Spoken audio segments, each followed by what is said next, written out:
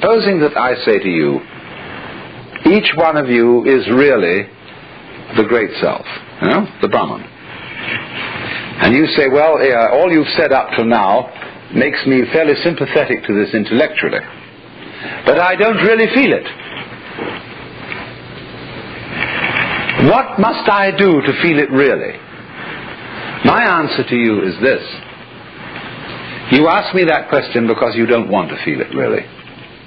You're frightened of it. And therefore what you're going to do is you're going to get a method of practice so that you can put it off.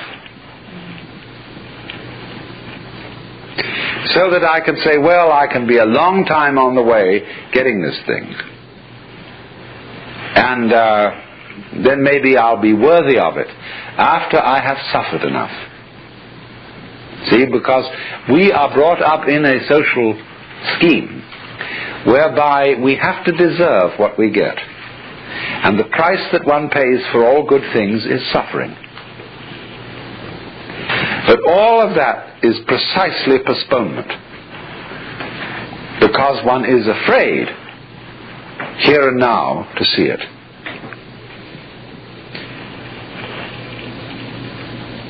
If you had the nerve, real nerve, you would see it right away.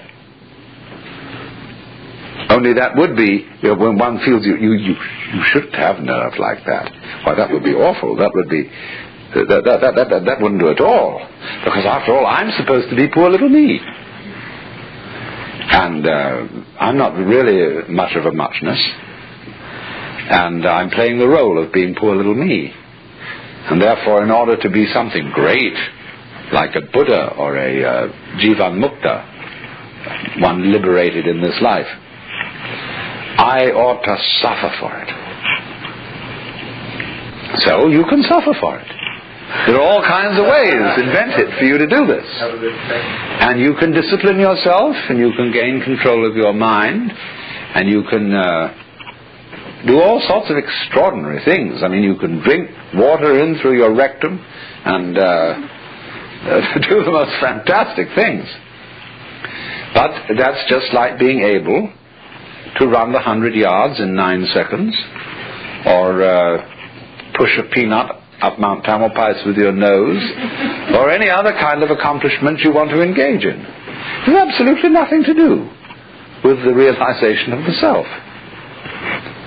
The realization of the self fundamentally depends on coming off it.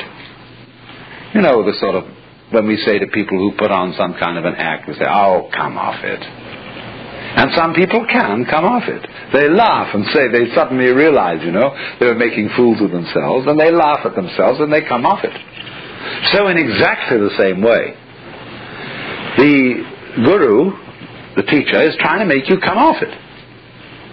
Now, if he finds he can't make you come off it, he's going to put you through all these exercises, so that you, at the last time, when you've got enough discipline, and enough suffering, and enough frustration, you'll give it all up and realize you were there for the beginning and there was nothing to realize. But the guru is very clever. He says, all right, if this is the way you have to go, this is the way you have to go. You asked for it. You came to me. I didn't invite you, you see, the guru says. You came to me and said, I want to learn yoga. Well, he said, yoga is union. You're tattvamasi, you're that. Well, no, you say, I'm sorry, I don't understand that, because I only get it intellectually, I don't feel it. Oh, he says, you're one of those. So I see. I've got to satisfy you. The customer is always right. No? I've got to give you all this work to do, because you can't see directly that this is so. But he's looking at you in a funny way, you see. The guru is always saying to you, what are you doing? What's your game? Imagine, for example, a father confessor, and you feel terribly guilty that you've committed murders and robberies and adulteries and fornications and all kinds of arson and injury to people and financial shenanigans. And you go to this man and say, I am a terrible sinner. Oh, he says, really? He says, I have murdered somebody. He says, how many times? And you think, oh, good Lord, this man doesn't realize how awful I am. And you recite all these things. He's perfectly calm. And then you say to him, well, you don't seem to be very shocked. He said, you haven't confessed any serious sins. He said, what do you mean by serious sin? Well, he said, what do you think?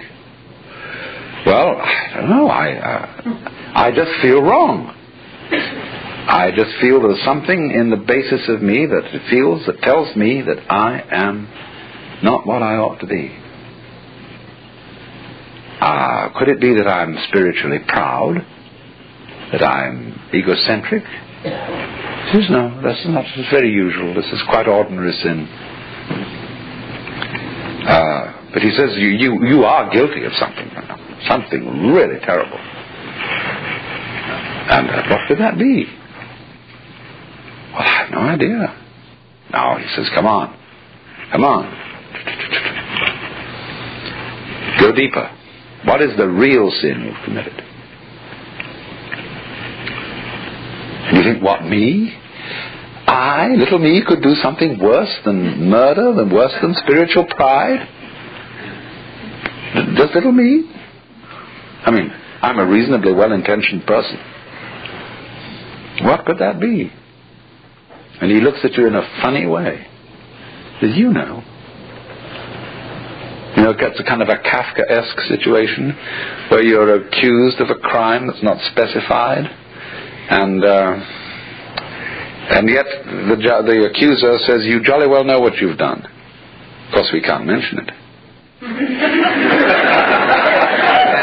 Because, it's like those laws that are on the books in the state of California and several other states where people are accused of the abominable crime against nature.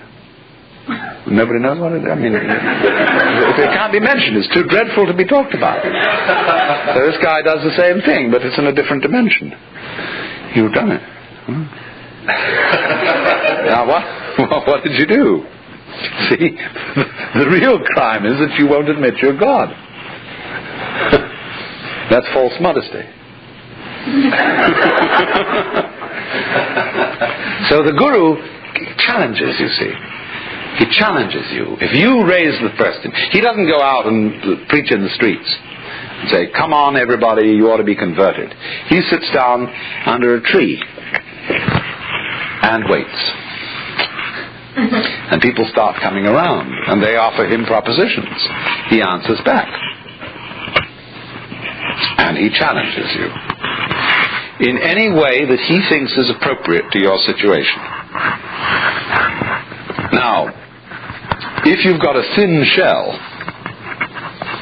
and your mask is easily dispatched with, he simply uses what we might call an easy method. He says, listen, Shiva, come off it. Don't pretend you're this guy here. I know who you are. And the guy sort of twinkles a bit and says, well, I guess you're right. But the people aren't like that. They have very thick shells. And so he has to invent ways of cracking them. So here is how it goes.